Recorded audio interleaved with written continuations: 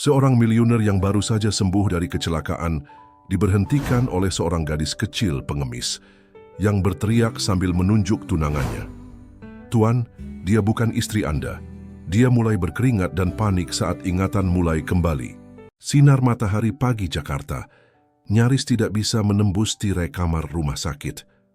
Bambang Wibowo membuka matanya perlahan, merasakan sakit yang berdenyut di kepalanya. Bau antiseptik dan bunyi bip konstan dari mesin-mesin memperjelaskan di mana dia berada. Tetapi selain itu, tidak ada yang masuk akal. Matanya menyapu kamar mewah, ruang privat yang pasti menghabiskan banyak uang per hari. Namun tidak memunculkan rasa familiar sama sekali. "Akhirnya kamu bangun," kata suara perempuan, lembut dan menenangkan. Bambang menolehkan kepalanya dengan susah payah dan melihat seorang wanita muda berambut coklat dengan mata hijau yang menusuk. Dia mengenakan seragam perawat dan tersenyum kepadanya dengan lembut. Ada sesuatu dalam senyuman itu yang mengganggunya, tapi dia tidak bisa memahami kenapa. "Siapa kamu?" tanyanya, dengan suara serak karena tidak digunakan. Senyum wanita itu goyah sesaat, tetapi segera pulih. "Aku Ratna, cintamu. Kamu tidak ingat aku." Bambang mengerutkan dahi, mencoba menarik ingatan tentang wanita di hadapannya, tetapi pikirannya kosong seperti kertas putih. "Maaf, aku tidak ingat. Sebenarnya, aku tidak bisa mengingat apapun." Ratna mendekat dan memegang tangannya. "Dokter, bilang ini mungkin terjadi. Kamu mengalami kecelakaan mengerikan di Jalan Tol Jagorawi. Mobilmu terbalik berkali-kali. Sebuah keajaiban kamu bisa selamat." Bambang mencoba memproses informasi itu, tetapi rasanya seperti mendengarkan cerita tentang orang lain. Dia menutup matanya, memaksa ingatannya, tetapi yang muncul hanyalah potongan-potongan yang tak terhubung. Deru mesin yang kuat, kilau lampu depan, suara logam yang berderit, dan aroma. Aroma melati yang membuatnya merasakan nostalgia yang mendalam. "Wen, berapa lama aku di sini?" 2 minggu. "Kamu dalam koma yang diinduksi selama 10 hari. Aku pikir akan kehilanganmu selamanya." Suaranya tercekat, dan air mata mengalir di matanya. Seorang dokter masuk ke kamar, menginterupsi momen tersebut. Dr. Hendra Wijaya adalah pria paruh baya, dengan tatapan tenang dan postur yang meyakinkan. "Pak Wibowo, senang melihat Anda sudah sadar. Bagaimana perasaan Anda?" "Bingung," jawab Bambang jujur. "Saya tidak bisa mengingat apapun." Dokter mengangguk, seolah sudah menduganya. "Anda mengalami trauma kepala yang parah. Amnesia adalah konsekuensi umum dalam kasus seperti ini. Bisa sementara atau permanen, hanya waktu yang akan memberitahu." "Apakah dia akan mendapatkan ingatannya kembali, dokter?" tanya Ratna dengan kegelisahan dalam suaranya. "Mungkin beberapa ingatan akan kembali perlahan-lahan. Yang lain mungkin tidak pernah kembali. Otak adalah organ yang kompleks dan masih banyak yang tidak kami pahami tentangnya." Bambang merasakan gelombang panik. Siapa dia sebenarnya? Apa yang dia lakukan dalam hidup? Apakah dia punya keluarga, teman? "Dokter, siapa saya?" Dr. Wijaya bertukar pandang dengan Ratna sebelum menjawab. "Bambang Wibowo, 38 tahun. Salah satu pengusaha paling sukses di Indonesia. Pendiri Wibowo Tech dihargai miliaran rupiah. Anda merevolusi sektor teknologi di negara ini."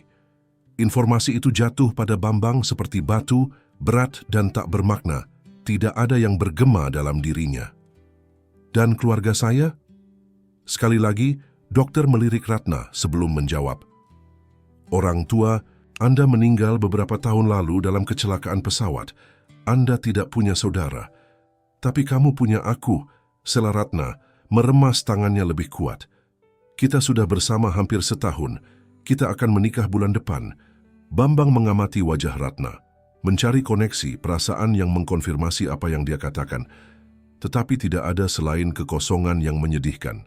"Maaf, tapi aku tidak mengingatmu." Ratna tersenyum sedih. "Tidak apa-apa. Kita akan membangun kenangan baru bersama." Dia ragu sejenak sebelum menambahkan, "Ada satu hal lagi yang perlu kamu tahu. Aku hamil. Kita akan punya anak." Bambang merasa dunia berputar. Seorang anak? Bagaimana dia bisa menjadi ayah dari anak yang bahkan tidak dia ingat telah konsepsi? Bagaimana dia bisa mencintai wanita yang benar-benar asing baginya? Pada hari-hari berikutnya, Bambang melanjutkan pemulihan fisiknya sambil mencoba mencerna semua informasi tentang hidupnya. Ratna membawa foto dan menceritakan kisah-kisah, melukiskan gambaran hubungan yang sempurna. Tapi sesuatu dalam dirinya menolak untuk sepenuhnya percaya pada narasi itu. Di malam hari, ketika dia sendirian, potongan-potongan kenangan muncul dalam mimpinya. Taman dengan melati, tawa wanita yang bukan milik Ratna, dan kalung dengan liontin zamrud. Dia selalu terbangun dengan perasaan yang sama, bahwa sesuatu yang penting telah dilupakan. Pada pagi hari ketika dia akan diperbolehkan pulang, Bambang dikejutkan oleh kunjungan tak terduga. Seorang wanita berambut abu-abu dengan postur anggun, masuk dengan malu-malu ke kamar. Tuan senang melihat Tuan lebih baik. Ratna yang sedang merapikan beberapa barang milik Bambang berbalik dengan tiba-tiba. Bu Siti, apa yang ibu lakukan di sini? Wanita tua itu tampak terintimidasi oleh reaksi Ratna, tapi menjawab dengan tegas, "Saya datang untuk melihat bagaimana keadaan Tuan. Rumah tidak sama tanpa beliau." Bambang mengamati interaksi itu dengan tertarik. Ada sesuatu dalam cara Bu Siti menatapnya yang menyampaikan kekhawatiran tulus. "Anda bekerja untuk saya?" tanyanya. "Saya pembantu rumah tangga di rumah Tuan selama lebih dari 20 tahun, Tuan. Saya merawat Tuan sejak orang tua Tuan." "Bu Siti," Ratna menyela, "Bambang masih sangat lemah untuk menerima terlalu banyak informasi sekaligus. Selain itu, dokter menyarankan kunjungan singkat." Pembantu melemparkan tatapan curiga pada Ratna, tetapi mengangguk dengan hormat pada Bambang. "Saya mengerti. Saya hanya ingin mengatakan bahwa kami semua menantikan kepulangan Tuan. Rumah telah disiapkan sesuai dengan instruksi Nona Ratna." Ada keraguan dalam cara dia menyebut Ratna yang tidak luput dari perhatian Bambang. "Terima kasih, Bu Siti. Sepertinya saya harus banyak belajar kembali tentang hidup saya sendiri." "Tuan akan ingat seiring waktu," kata pembantu itu dengan keyakinan. "Beberapa hal sulit untuk dilupakan sepenuhnya."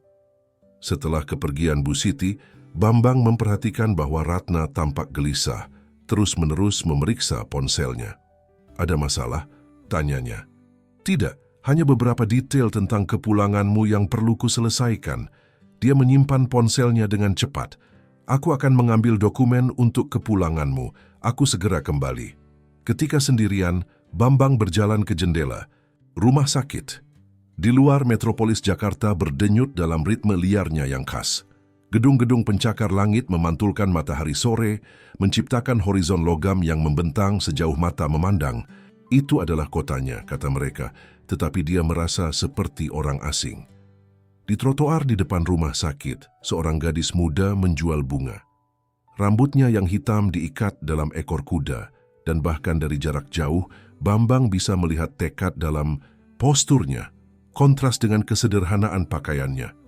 Untuk sesaat pandangan mereka bertemu, dan Bambang merasakan keakraban yang aneh, seolah-olah mata itu pernah bertemu dengan matanya sebelumnya. Pintu kamar terbuka, dan Ratna kembali dengan, "Dokter siap untuk pulang, Pak Wibowo?" tanya Dokter Wijaya.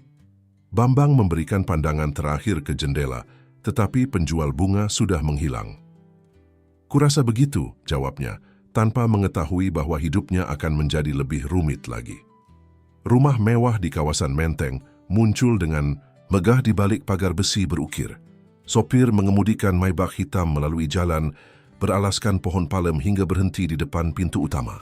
Bambang mengamati semuanya dengan mata orang asing. Bangunan kontemporer dengan garis-garis lurus dan banyak kaca memantulkan cahaya sore keemasan, tetapi tidak membangkitkan rasa memiliki dalam dirinya. "Kita sampai di rumah, sayang," kata Ratna meremas tangannya. "Jangan khawatir jika kamu tidak mengenali apapun sekarang. Seiring waktu, semua akan kembali." Bu Siti menunggu di pintu, diapit oleh staf lain yang berbaris rapi untuk menyambut tuan mereka. Semua tersenyum sopan, tetapi Bambang merasakan ketidaknyamanan tertentu di udara. Terutama ketika Ratna melewati mereka sambil bergandengan tangan dengannya. "Selamat datang kembali, Tuan."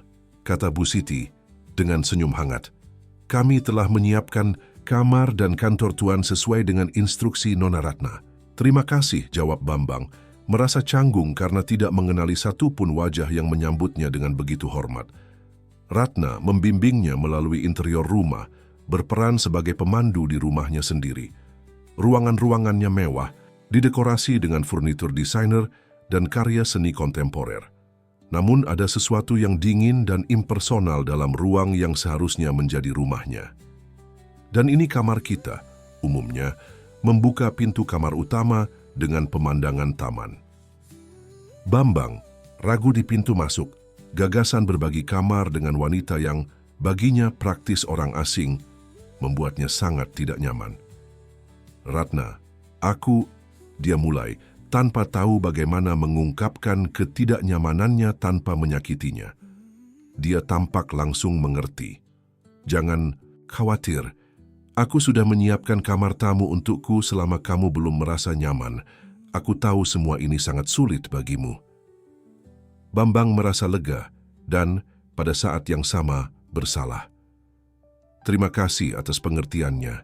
Itu hal terkecil yang bisa kulakukan untuk pria yang kucintai dan ayah dari anakku, jawabnya, menyentuh perutnya yang masih rata dengan lembut.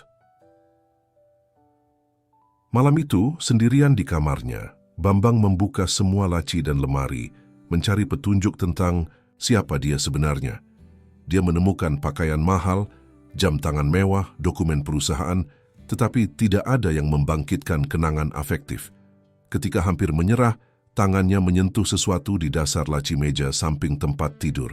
Itu adalah kotak peludru kecil. Ketika membukanya, dia menemukan kalung mungil dengan liontin zamrud berbentuk tetes. Gelombang emosi yang kuat menghantamnya. Benda itu berarti sesuatu, dia yakin. Dia menutup matanya dan kilasan ingatan muncul. Tangan wanita yang halus, bukan milik Ratna, menerima kotak itu. Senyum berseri, aroma melati. Penglihatan itu menghilang secepat munculnya, meninggalkannya frustrasi dan bingung. Dia menyimpan kalung itu kembali ke laci dan mencoba tidur, tetapi tidur tidak datang dengan mudah. Pikirannya penuh dengan pertanyaan tanpa jawaban. Keesokan, paginya Bambang memutuskan untuk menjelajahi taman rumah itu. Ruang luar bahkan lebih mengesankan daripada bagian dalam. Kolam renang infinity, lapangan tenis, taman Jepang, dan rumah kaca dengan anggrek langka. Saat mendekati tembok yang memisahkan properti dari jalan, dia mendengar suara wanita bersenandung. Di sisi lain tembok, seorang gadis muda sedang merapikan gerobak bunga kecil. Rambutnya yang hitam diikat dalam ekor kuda, dan dia mengenakan pakaian sederhana namun bersih. Dia adalah penjual bunga yang sama yang dia lihat dari jendela rumah sakit. Selamat pagi, kata Bambang mendekati pintu samping. Gadis itu terkejut dan berbalik dengan cepat. Matanya yang coklat gelap melebar dalam pengenalan. Selamat pagi, Tuan, jawabnya, dengan suara merdu yang entah mengapa terdengar akrab di telinga Bambang. Apakah kamu menjual bunga di sini setiap hari? Ya, Tuan. Nama saya Dewi, saya menjual bunga di area ini hampir 2 tahun. Bambang mengamati gerobak kecil, penuh dengan rangkaian bunga berwarna-warni. Di sudut, dia melihat sebuket melati dan merasakan sesak di dadanya. Apakah kamu ingin membeli sesuatu? Tanya Dewi melihat ketertarikannya. Melati itu dari mana asalnya? Saya menanamnya sendiri di kebun komunitas kecil dekat tempat saya tinggal. Tidak seumum mawar, tapi mereka punya pesona dan aromanya tak tertandingi. Bambang mengulurkan tangan ke buket dan menyentuh bunga putih dengan lembut. Aromanya menyelimutinya, membawa perasaan damai bercampur melankoli. Saya akan membeli semuanya, katanya tiba-tiba. Semuanya? Dewi tersenyum, terkejut. Hanya ada 5 buket, tidak banyak. Itu cukup. Bambang mengeluarkan dompet dari sakunya. Berapa saya harus membayar? 200.000 rupiah untuk kelimanya. Tapi saya bisa memberikannya seharga 150.000 untuk Tuan. Bambang mengulurkan 2 lembar 100.000 rupiah. Simpan kembaliannya. Terima kasih Tuan, Anda sangat murah hati. Saat Dewi menyerahkan buket-buket itu, jari-jarinya menyentuh jari Bambang dengan lembut. Untuk sesaat, dia merasakan koneksi yang tidak bisa dijelaskan. "Apakah kamu pernah menjual bunga kepada saya sebelumnya?" tanyanya mencoba memahami perasaan itu. Dewi ragu sejenak. "Saya tidak yakin, Tuan, saya menjual kepada banyak orang di lingkungan ini." Sebelum Bambang bisa mendesak, dia mendengar suara Ratna memanggilnya dari teras. "Bambang, apa yang kamu lakukan di sana? Sarapan sudah siap." Dewi menundukkan mata ketika mendengar suara Ratna. "Saya harus melanjutkan perjalanan saya, Tuan. Terima kasih atas pembeliannya." Bambang mengamati sementara dia mendorong gerobaknya menyusuri jalan, merasakan bahwa ada sesuatu yang tidak terucapkan dalam pertemuan singkat itu. Ketika kembali ke rumah dengan buket melati, Ratna menyambutnya dengan ekspresi bingung. "Apa itu? Untuk apa begitu banyak bunga?" "Saya suka melati," jawabnya sederhana. Ratna mengerutkan dahi. "Sejak kapan kamu selalu memberiku mawar merah?" "Mungkin saya telah berubah," jawab Bambang, merasakan keyakinan aneh dalam pernyataan itu. Bu Siti, yang kebetulan melewati ruang depan saat itu, berhenti melihat melati. "Melati," serunya dengan senyum nostalgia. "Sudah lama sekali saya tidak melihat bunga-bunga ini di rumah ini." Ratna melemparkan tatapan kesal pada pembantu. "Bu Siti, tolong minta seseorang menyiapkan vas untuk bunga-bunga ini dan bawalah ke kantor." "Pak Bambang." "Sebenarnya Sela Bambang, saya ingin mereka diletakkan di kamar saya. Aromanya membantu saya rileks." Bu Siti mengangguk, mengambil buket dengan hati-hati. "Tentu, Tuan, saya akan mengurusnya sendiri." Sementara mereka sarapan di teras, Bambang diam-diam mengamati Ratna. Dia tak diragukan lagi, cantik dan penuh perhatian, tetapi ada sesuatu dalam perilakunya yang tampak terukur, seolah-olah setiap gerakan dan kata dipilih dengan hati-hati untuk menghasilkan efek tertentu. "Saya telah berpikir," kata Ratna, memecah lamunannya, "kita sebaiknya mengadakan pesta untuk merayakan kepulanganmu, dan agar kamu bisa bertemu kembali dengan teman-teman dan rekan bisnismu. Ini mungkin bisa membantu pemulihan ingatanmu." Gagasan menghadapi kerumunan orang yang mengenal versi dirinya, yang bahkan tidak dia kenal sendiri, sangat menakutkan, tetapi Bambang memahami logika di balik saran itu. "Mungkin itu ide bagus." Dia setuju dengan enggan. Senyum Ratna melebar. "Bagus, aku akan mulai persiapan hari ini. Akan menjadi sesuatu yang intim, hanya 30 atau 40 orang. Siang itu Bambang menerima kunjungan dari wakil presiden perusahaannya, Budi Santoso, seorang pria muda dan ambisius yang tampak sangat lega melihat bahwa bosnya masih hidup meski tanpa ingatan. "Saham perusahaan turun hampir 15% setelah kecelakaan Anda." "Jelas, Budi. Tapi mereka mulai pulih sekarang setelah berita tentang kepulangan Anda tersebar." "Dan bagaimana dengan proyek yang sedang berlangsung? Kontrak-kontrak?" "Semuanya terkendali. Kami mengikuti semua panduan yang Anda tinggalkan sebelum insiden." "Ada sesuatu dalam pilihan kata Budi yang menarik perhatian Bambang." "Insiden? Bukankah itu kecelakaan?" Budi tampak tidak nyaman. "Yah, polisi menyimpulkan bahwa itu kecelakaan, tetapi ada beberapa keadaan aneh." "Keadaan seperti apa?" "Rem mobil Anda mengalami kegagalan. Sistem kemudi juga. Ini mobil baru, berteknologi tinggi. Kegagalan simultan seperti itu tidak biasa." Bambang merasakan sensasi dingin di tulang belakangnya. "Anda menyarankan bahwa seseorang mungkin telah mensabotase mobil saya?" Budi menyesuaikan dasinya, jelas gugup. "Saya tidak menyarankan apapun, Bos. Hanya melaporkan fakta. Penyelidikan tidak konklusif dan secara resmi dicatat sebagai kecelakaan." Pada saat itu Ratna masuk ke kantor dengan nampan kopi. "Saya pikir kalian mungkin menginginkan kopi saat membicarakan bisnis," katanya, tersenyum manis. Budi berterima kasih, tetapi menghindari menatap Ratna secara langsung. Ada ketegangan yang terasa di antara keduanya yang tidak bisa dimengerti Bambang. Setelah kepergian Budi, Bambang duduk di teras, mengamati matahari terbenam di atas Jakarta. Percakapan itu telah membangkitkan lebih banyak pertanyaan daripada jawaban. Jika memang ada sabotase, siapa yang akan mendapatkan keuntungan dari kematiannya? dan mengapa Budi tampak sangat tidak nyaman di hadapan Ratna. Di seberang jalan, sebagian tersembunyi oleh pohon, dia memperhatikan siluet Dewi. Dia tidak lagi dengan gerobak bunganya, hanya mengamati rumah mewah itu dengan ekspresi intens yang bahkan dari kejauhan bisa dia rasakan. Untuk sesaat, pandangan mereka bertemu lagi, dan Bambang merasakan bahwa gadis muda itu mungkin menjadi kunci untuk mengungkap misteri yang mengelilingi hidupnya.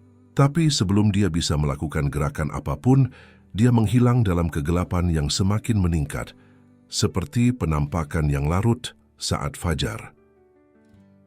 Hujan turun tanpa ampun di Jakarta malam itu. Dewi berlari melalui jalan-jalan menteng, melindungi dirinya sebisa mungkin di bawah sepotong terpal yang dia gunakan sebagai jas hujan improvisasi. Gubuk kecilnya di komunitas Kampung Melayu, kurang dari 2 kilometer dari rumah-rumah mewah, telah banjir, memaksanya mencari tempat berlindung sementara. Setelah hampir 1 jam mengembara di bawah badai, dia menemukan tempat berlindung di bawah kanopi gedung komersial yang tutup, dekat dengan rumah Bambang Wibowo. Meringkuk di dinding, dia mencoba menghangatkan diri saat mengamati lampu kediaman megah yang bersinar melalui gerbang. Matanya yang waspada menangkap gerakan mobil hitam yang tidak mencolok diparkir dekat gerbang samping. Seorang pria dengan penampilan kasar keluar dan melihat sekeliling sebelum memasukkan kode akses. Ada sesuatu yang sembunyi-sembunyi dalam gerakannya yang membangkitkan rasa ingin tahu Dewi. Didorong oleh insting yang bahkan dia sendiri tidak pahami, dia mendekati dengan hati-hati. Pria itu sudah masuk, tetapi gerbang tidak tertutup sepenuhnya. Ragu-ragu Dewi menyelinap ke dalam properti, bersembunyi di antara semak-semak terawat di taman. Pria itu berjalan cepat ke area belakang, di mana pintu layanan terbuka sedikit. Ratna menunggunya jelas gelisah. "Kamu gila, Agus. Kita tidak setuju bahwa kamu tidak akan pernah datang ke sini," bisiknya, menariknya ke dalam. Dewi mendekati jendela samping dari mana dia bisa mendengar percakapan tanpa terlihat. "Aku perlu melihatmu, Ratna. Aku menjadi gila tanpa kabar darimu. Bagaimana dengan rencana itu?" Berjalan baik tapi lambat. Dia tidak ingat apa-apa yang sempurna, tapi masih curiga. Dia merasa ada sesuatu yang tidak benar. Dan uangnya sudah mendapatkan akses ke rekening? Ratna menghela napas, frustrasi. "Belum. Aku perlu dia sepenuhnya percaya padaku dulu. Mungkin setelah pernikahan." Agus tertawa getir. "Pernikahan? Kamu benar-benar akan pergi sejauh itu?" "Aku akan pergi sejauh yang diperlukan," jawab Ratna dengan dingin. "Selain itu, dengan kehamilan, aku punya jaminan tambahan." Pria itu mendekat dan meletakkan tangannya di perut Ratna. "Anak kita akan lahir kaya kalau begitu." Dewi menutup mulutnya untuk meredam napas terkejut. Bayi itu bukan milik Bambang. Dan dari apa yang dia pahami, kecelakaan itu bukan kebetulan. Jantungnya berpacu dengan wahyu itu. "Bagaimana jika dia mendapatkan kembali ingatannya?" tanya Agus. "Tidak mungkin, menurut dokter. Tapi jika terjadi, kecelakaan bisa terjadi 2 kali, bukan?" Nada Ratna begitu dingin sehingga membuat Dewi menggigil. Pada saat itu petir yang sangat kuat mengguncang jendela. Dewi terkejut menjatuhkan vas kecil yang ada di ambang jendela. Suaranya meskipun tidak terlalu keras, cukup untuk memperingatkan pasangan itu. "Apa itu?" tanya Agus terkejut. "Pasti hanya badai," jawab Ratna, tetapi sudah menuju ke jendela. Dewi tidak menunggu untuk ditemukan. Dia berlari melalui taman yang basah, tergelincir di rumput basah. Dia berhasil mencapai gerbang samping dan melarikan diri ke jalan sebelum mereka bisa mengejarnya. Kembali ke tempat berlindung improvisasinya di bawah kanopi, Dewi gemetar, bukan hanya karena dingin, tetapi karena ketakutan dan kemarahan. Apa yang harus dilakukan dengan informasi itu? Haruskah dia pergi ke polisi?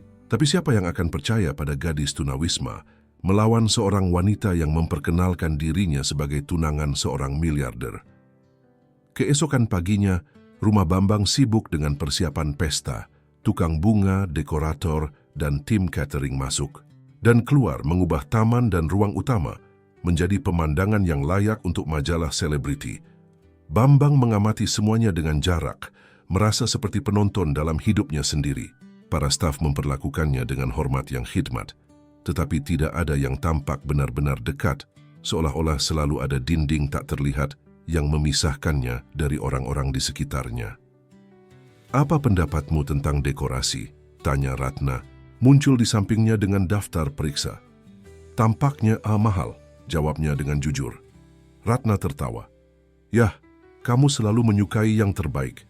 Pesta ini harus sesuai dengan kembalinya kamu yang sukses." Bambang mengangguk, terganggu. Matanya telah menangkap sosok yang familiar di seberang jalan. Dewi ada di sana dengan gerobak bunganya. Tampaknya berbicara dengan salah satu petugas keamanan di gerbang utama. "Permisi," katanya kepada Ratna, bergerak menuju gerbang. Saat mendekat, dia mendengar akhir percakapan. "Kami tidak membeli bunga hari ini, Nona. Kami punya pemasok resmi," kata petugas keamanan dengan tegas. "Saya tidak berusaha menjual bunga," jawab Dewi. "Saya perlu bicara dengan Pak Wibowo. Ini penting." "Pak Wibowo tidak menerima pedagang kaki lima," balas petugas.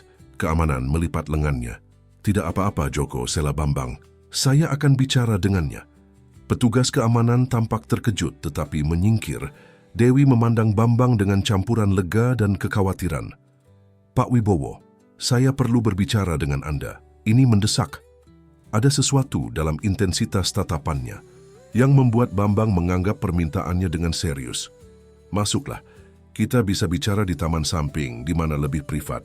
Begitu jauh dari tatapan penasaran, Dewi tampak gugup, terus-menerus memandang ke rumah seolah-olah takut diawasi. "Apa yang begitu mendesak, Dewi?" "Pak, saya tidak tahu bagaimana mengatakan ini, tapi wanita yang mengaku tunangan Anda berbohong kepada Anda." Bambang mengerutkan dahi. Sebagian dari dirinya sudah mencurigai ada sesuatu yang salah dengan cerita Ratna. Tetapi mendengar konfirmasi dari orang asing itu membingungkan. "Bagaimana kamu bisa tahu itu?" "Tadi malam, selama badai, dia ragu. "Saya berada di dekat rumah Anda mencari tempat berlindung dan mendengar percakapan. Tunangan palsu Anda sedang bersama seorang pria, mendiskusikan rencana untuk mendapatkan uang Anda. Bayi yang dia kandung bukan milik Anda, tapi milik pria itu." Bambang merasa seolah-olah telah menerima pukulan di perut. Ini tuduhan yang sangat serius. "Apa kamu punya bukti?" "Tidak, hanya apa yang saya dengar. Tapi saya mengatakan yang sebenarnya. Sumpah, mereka berbicara tentang kecelakaan Anda seolah-olah itu bukan kecelakaan." Penyebutan kecelakaan membuat Bambang teringat percakapan dengan Budi tentang kegagalan tidak biasa di mobilnya. Perasaan mual menghantamnya. "Mengapa kamu memberitahu saya ini? Kamu tidak mengenal saya." Dewi tampak tersinggung. "Karena itu hal yang benar untuk dilakukan. Tidak ada yang pantas ditipu seperti itu, bahkan seorang miliarder." Ada kejujuran yang begitu mentah dalam suaranya, sehingga Bambang hampir langsung percaya padanya. Tapi kecurigaan yang telah dia kembangkan sejak bangun di rumah sakit mencegahnya, menerima apapun tanpa mempertanyakan. "Bagaimana saya bisa yakin bahwa kamu tidak mengarang ini untuk mendapatkan keuntungan?" Dewi menghela napas seolah mengharapkan reaksi ini. "Lihat, saya tahu bagaimana saya terlihat. Seorang gadis miskin, menjual bunga, mencoba berbicara dengan pria kaya. Kedengarannya seperti awal dari penipuan, bukan? Tapi saya tidak meminta apapun sebagai balasannya. Saya hanya berpikir Anda pantas tahu." Pada saat itu, suara Ratna terdengar melalui taman. "Bambang, di mana kamu? Para dekorator membutuhkan persetujuanmu untuk panggung." "Saya harus pergi," katanya dengan cepat. "Terima kasih atas peringatannya, Pak Wibowo." Dewi memegang lengannya. "Sebentar, berhati-hatilah. Saya rasa dia lebih berbahaya dari kelihatannya." Bambang mengangguk dan kembali ke rumah. Pikirannya berputar dengan keraguan dan kecurigaan. Malam datang dengan cepat dan bersamanya tamu untuk pesta. Elite bisnis dan sosial Jakarta berbaris melalui taman yang diterangi. Semua ingin melihat Bambang Wibowo yang dibangkitkan. Orang-orang yang seharusnya adalah teman dekatnya menyapanya dengan pelukan dan ciuman, bercerita yang tidak membangkitkan ingatan apapun dalam dirinya. Ratna tetap di sisinya seperti bayangan yang elegan, selalu tersenyum, selalu menyentuh tangannya atau lengannya, memamerkan keintiman pasangan yang sedang jatuh cinta agar semua melihat. Pada setiap perkenalan dia menyebutkan kehamilannya, menerima ucapan selamat yang berlebihan dari para tamu. Sekitar pukul 10 malam ketika pesta berada di puncaknya, Bambang memperhatikan keributan dekat pintu masuk. Petugas keamanan tampaknya menahan seseorang. Penasaran, dia mendekat dengan Ratna tepat di belakangnya. Dewi ada di sana, mengenakan apa yang tampaknya pakaian terbaiknya, blus putih sederhana dan rok biru sederhana, mencoba meyakinkan petugas keamanan untuk membiarkannya masuk. "Apa yang terjadi di sini?" tanya Bambang. "Wanita ini mencoba masuk tanpa undangan, Tuan," jelas salah satu petugas keamanan. "Dia bilang perlu berbicara dengan Anda secara mendesak." Ratna melangkah maju, menempatkan dirinya antara Bambang dan Dewi. "Bukankah itu penjual bunga? Dia mengganggumu." "Saya perlu berbicara dengannya," desak Dewi, mencoba melihat di atas bahu Ratna. "Ini tentang apa yang kita bicarakan hari ini." Ratna berbalik ke Bambang, bingung. "Kalian berbicara tentang apa?" Bambang ragu. Sesuatu mencegahnya mengungkapkan isi percakapan di sana, di depan semua orang. "Dia menjual bunga kepada saya kemarin, Melati. Dan karena itu dia pikir bisa menyelinap ke pesta pribadi." Ratna berbalik ke Dewi, nada sopannya hampir menyamarkan kekesalannya. "Dengar sayang, saya mengerti kamu mencoba mencari nafkah, tapi ini bukan waktu atau tempat yang tepat." "Saya tidak di sini untuk menjual apapun," seru Dewi, putus asa. "Saya di sini untuk mencegahnya terus menipu Pak Wibowo." Keheningan terkejut jatuh di antara tamu-tamu yang dekat. Ratna menjadi pucat, tetapi dengan cepat mendapatkan kembali ketenangannya. "Apa yang kamu bicarakan?" tanyanya dengan tawa terpaksa. Dewi menatap langsung ke tamu-tamu di sekitar dan berteriak. "Dia bukan tunangannya, dia berbohong tentang segalanya, termasuk tentang bayi itu." Kerumunan terkesiap secara kolektif. Ratna membawa tangannya ke wajahnya dalam demonstrasi sempurna tentang syok dan sedih. "Bagaimana kamu bisa mengatakan sesuatu yang begitu mengerikan? Bambang, siapa wanita ini? Mengapa dia ingin menyakiti kita seperti ini?" Semua tatapan beralih ke Bambang, yang tiba-tiba menemukan dirinya di pusat drama yang tidak dia persiapkan. Ekspresi sedih Ratna tampak tulus, tetapi kata-kata Dewi bergema dalam pikirannya. "Nona," katanya akhirnya, berbicara kepada Dewi, "saya pikir lebih baik kamu pergi." "Tapi saya mengatakan yang sebenarnya." Dia bersikeras, air mata mulai mengalir di matanya. "Tanyakan padanya tentang pria yang mengunjunginya tadi malam, tanyakan tentang Agus." Mendengar nama itu, Ratna tidak bisa sepenuhnya menyembunyikan reaksi terkejutnya. Hanya sebentar, tetapi Bambang menangkapnya. "Petugas keamanan," panggil Ratna dengan cepat pulih, "tolong keluarkan wanita ini. Dia jelas tidak sehat." Dua pria kekar memegang lengan Dewi, mulai menyeretnya keluar. Dia meronta, berteriak, "Dia akan mengambil uang Anda dan menghilang. Kecelakaan itu bukan kecelakaan. Dia dan Agus merencanakan semuanya." Para tamu mengamati adegan dengan campuran ngeri dan keterpesonaan, seolah menonton sinetron secara langsung. Bambang tetap diam, terbagi antara ketidakpercayaan yang dia rasakan terhadap Ratna dan ketidakmungkinan untuk sepenuhnya percaya pada orang asing. "Maaf untuk ini," kata Ratna, berbicara kepada tamu dengan suara bergetar. Tampaknya ketenaran dan kekayaan Bambang menarik segala jenis oportunis. Para tamu menggumamkan kata-kata simpati dan pesta perlahan-lahan kembali ke ritmenya, meskipun sekarang dengan topik gosip baru. Bambang bagaimanapun tidak bisa melupakan ekspresi putus asa Dewi dan reaksi singkat, tetapi mengatakan dari Ratna pada nama Agus. Dari kejauhan, di trotoar di depan rumah mewah, Dewi mengamati lampu pesta dengan air mata frustrasi. Dia telah gagal. Tidak ada yang percaya padanya, bahkan Bambang, yang tampaknya menjadi satu-satunya harapan.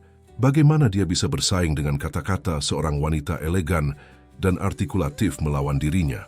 Seorang penjual bunga sederhana, tanpa rumah dan tanpa kredibilitas. Tetapi sambil mengeringkan air mata dengan punggung tangannya, tekad yang kuat tumbuh di dalam dirinya. Dia tidak akan menyerah dengan mudah. Jika tidak ada yang percaya pada kata-katanya, dia akan menemukan bukti. Bambang Wibowo pantas mengetahui kebenaran, dan dia akan melakukan segalanya untuk mengungkapnya, bahkan jika itu berarti menghadapi lawan yang jauh lebih kuat darinya. 3 hari telah berlalu sejak insiden di pesta. Penghinaan itu masih membakar dalam ingatan Dewi seperti besi panas.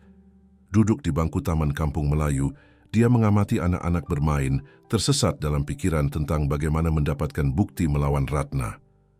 Gubuknya masih tidak dapat dihuni. Setelah badai, memaksanya tidur di tempat penampungan sementara yang telah didirikan pemerintah kota untuk keluarga yang terkena dampak. Bunga-bunganya, satu-satunya sumber penghasilannya, telah rusak oleh hujan dan sumber dayanya hampir habis. "Halo, gadis bunga." Dewi terkejut mendengar suara itu. Di sampingnya berdiri Bu Siti, pembantu rumah tangga di rumah Bambang. "Bu Siti, apa yang ibu lakukan di sini?" Wanita tua itu duduk di sampingnya, melihat sekeliling untuk memastikan bahwa tidak ada yang mengamati mereka. "Saya datang mencarimu. Tidak sulit mencari tahu di mana kamu biasanya berada. Semua orang di lingkungan mengenal gadis yang menjual bunga melati." Dewi mengerutkan dahi, curiga. "Nona Ratna menyuruh ibu mencariku, akan mengancamku agar aku menjauh." Bu Siti tertawa. "Pahit." "Tidak, anak. Saya datang atas keinginan sendiri. Saya mendengar apa yang kamu katakan di pesta tentang Nona Ratna yang bukan siapa yang dia katakan." Jantung Dewi berpacu. "Dan ibu percaya padaku?" "Saya punya kecurigaan sendiri selama beberapa waktu. Saya bekerja untuk Pak Bambang lebih dari 20 tahun. Saya melihat penderitaannya ketika dia kehilangan orang tuanya. Saya menemani seluruh kehidupan dewasanya. Dan tidak pernah, dalam semua tahun itu, saya mendengar tentang Ratna ini sampai hari kecelakaan." Dewi merasakan gelombang harapan. Jadi dia benar-benar berbohong. "Saya tidak punya bukti konkret, hanya intuisi dari wanita tua yang mengenal tuannya dengan baik. Bambang tidak pernah memperkenalkan Ratna sebagai pacarnya, dan dia selalu memperkenalkan pada saya wanita yang penting dalam hidupnya. Dan istrinya, apakah dia sudah menikah?" Bayangan kesedihan melintas di wajah Bu Siti. Tidak, dia tidak pernah menikah secara resmi, tapi ada seseorang yang sangat istimewa. Siapa? Kartika. Kartika Sari. Mereka bersama hampir 2 tahun ketika dia... Bu Siti berhenti sejenak, memilih kata-katanya dengan hati-hati ketika dia meninggalkan kita sekitar 8 bulan yang lalu. "Dia meninggal?" tanya Dewi merasakan simpul di tenggorokannya. "Kecelakaan mobil. Bambang hancur. Selama berbulan-bulan, dia hampir tidak keluar kamar, hampir tidak makan. Baru-baru ini dia mulai pulih, mulai kembali bekerja secara normal." Bu Siti menghela napas dalam-dalam. Dan kemudian terjadilah kecelakaan dia. Dan Kartika, seperti apa dia? Senyum tulus menerangi wajah pembantu itu. Cantik di dalam dan di luar. Dia memiliki hati yang besar. Bekerja dengan restorasi seni di Museum Nasional Indonesia. Di sanalah dia bertemu Bambang selama pameran yang dia sponsori. Dan dia menyukai melati, menumbuhkannya di taman kecil apartemennya di Kemang. Parfumnya adalah melati, kalung dengan liontin zamrud, gumam Dewi, mengingat kilasan ingatan yang telah disebutkan Bambang. "Ya, bagaimana kamu tahu?" "Itu hadiah terakhir yang dia berikan kepadanya sebelum kecelakaan. Zamrud berbentuk tetes, seperti matanya." Dewi merasakan potongan-potongan yang cocok. "Bu Siti, kita perlu menemukan bukti melawan Ratna. Dia tidak hanya menipu Bambang tentang menjadi tunangannya. Saya pikir dia terlibat dalam kecelakaan dia." Pembantu membelalakkan matanya. "Itu tuduhan yang sangat serius, anak. Saya mendengarnya berbicara dengan seorang pria bernama Agus. Mereka berbicara tentang kecelakaan seolah-olah mereka telah merencanakan dan tentang bagaimana bayi yang dia kandung adalah milik pria itu, bukan Bambang." Bu Siti meletakkan tangannya di dadanya. "Ya Tuhan, saya mencurigai dia seorang oportunis tetapi tidak membayangkan dia bisa sampai sejauh itu. Kita perlu mencari tahu siapa Agus ini." dan hubungan apa yang dia miliki dengan Ratna. Kita perlu menemukan bukti konkret, atau tidak ada yang akan percaya pada kita. Saya bisa membantu dari dalam rumah, tawar Bu Siti. Saya bisa mengamati Ratna memeriksa teleponnya ketika dia tidak melihat, mencari dokumen. Dan saya bisa mencoba mencari tahu lebih banyak tentang masa lalunya, tambah Dewi. Seseorang pasti mengenalnya, tahu dari mana dia berasal. Kedua wanita, begitu berbeda dalam usia dan keadaan, menyegel di sana aliansi yang tidak mungkin, disatukan oleh keinginan untuk melindungi Bambang dan mengungkap kebenaran. Pada hari-hari berikutnya, Dewi mendedikasikan setiap momen bebasnya untuk penyelidikannya. Menggunakan uang yang telah dia tabung untuk memperbaiki gubuknya, dia bepergian ke rumah sakit Medistra di mana Bambang dirawat setelah kecelakaan. Memperkenalkan dirinya sebagai mahasiswa keperawatan yang melakukan penelitian tentang trauma kepala, dia berhasil berbicara dengan beberapa staf. Kebanyakan tidak ingat detailnya, tetapi seorang asisten perawat bernama Rina ingat dengan baik Ratna. Dia muncul segera setelah dia dirawat mengaku sebagai tunangan. Awalnya, ada beberapa kebingungan karena namanya tidak tercantum sebagai kontak darurat, tetapi dia memiliki dokumen yang membuktikan hubungan, foto, pesan. Dan tidak ada yang bertanya. Mengapa mereka harus bertanya? Dia tampak benar-benar khawatir. Dia berada di sampingnya sepanjang waktu, berbicara dengan dokter tentang setiap detail pengobatan.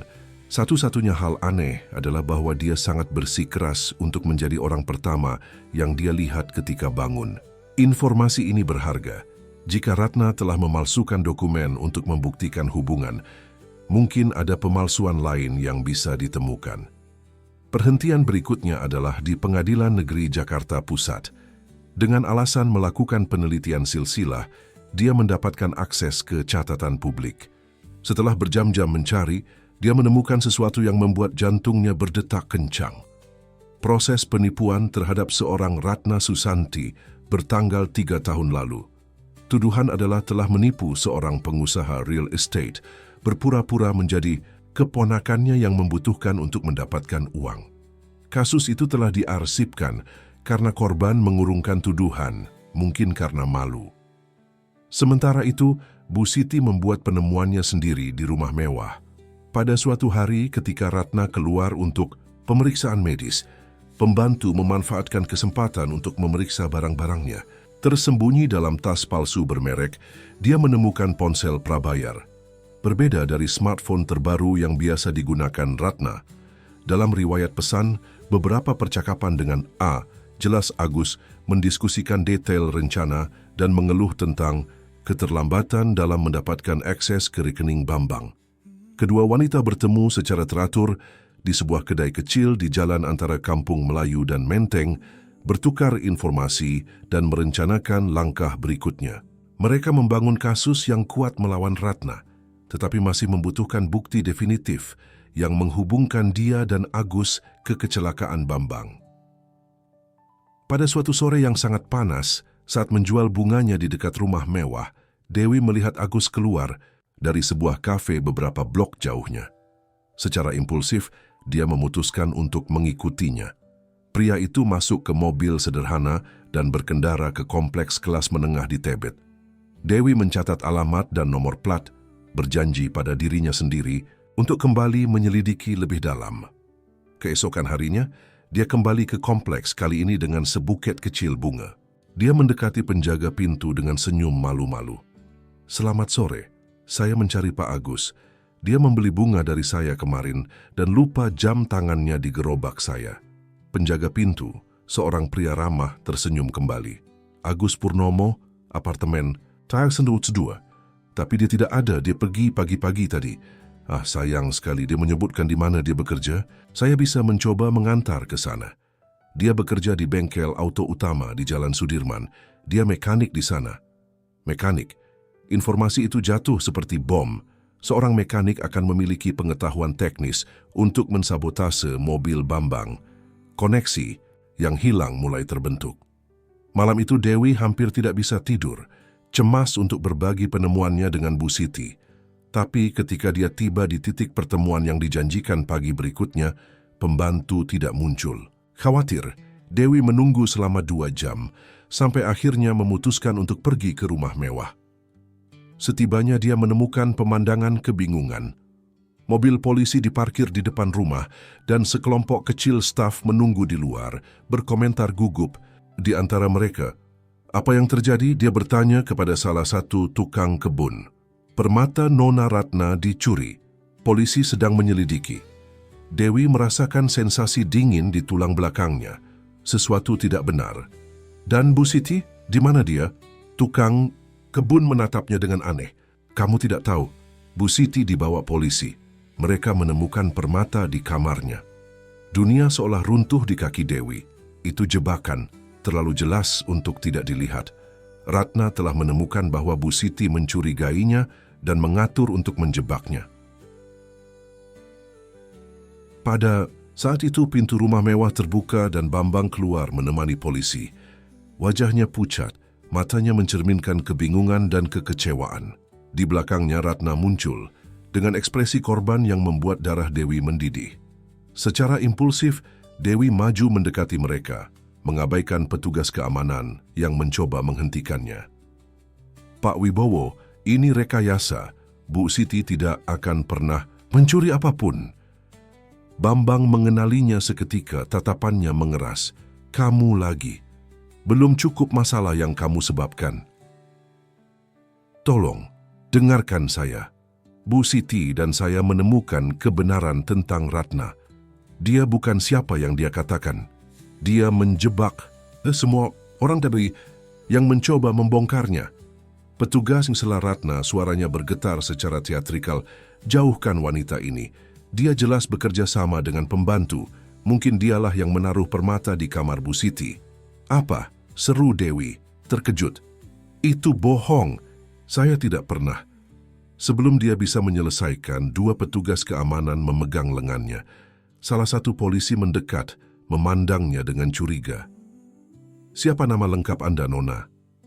Dewi Suryani. Tapi saya tidak ada hubungannya dengan ini. Saya mencoba membantu Pak Wibowo. Polisi memberi isyarat kepada petugas keamanan. Lepaskan dia untuk sementara. Tapi jangan tinggalkan kota, Nona Suryani. Kami mungkin perlu menginterogasi Anda. Ketika para polisi menjauh, Bambang mendekati Dewi, tatapannya campuran kemarahan dan kebingungan. Mengapa kamu terus muncul dalam hidupku? Apa yang kamu inginkan dariku? Saya ingin membantu Anda melihat kebenaran, jawabnya, berjuang melawan air mata. Ratna berbohong kepada Anda tentang segalanya.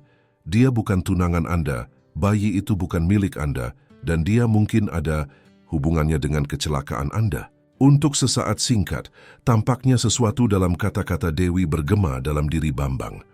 Kilatan keraguan melintasi tatapannya. Tapi kemudian Ratna mendekat, menyentuh lengannya dengan lembut. Sayang, polisi sedang menunggu untuk menyelesaikan laporan. Kita perlu masuk. Momen itu berlalu. Bambang mengangguk pada Ratna dan melemparkan pandangan terakhir pada Dewi, kali ini lebih lelah daripada marah. Tolong jangan kembali lagi ke sini. Saat dia menjauh, Ratna tinggal di belakang sebentar. Wajahnya berubah menjadi topeng kebencian. Dingin ketika hanya Dewi yang bisa melihatnya. Kamu tidak tahu dengan siapa kamu berurusan, gadis.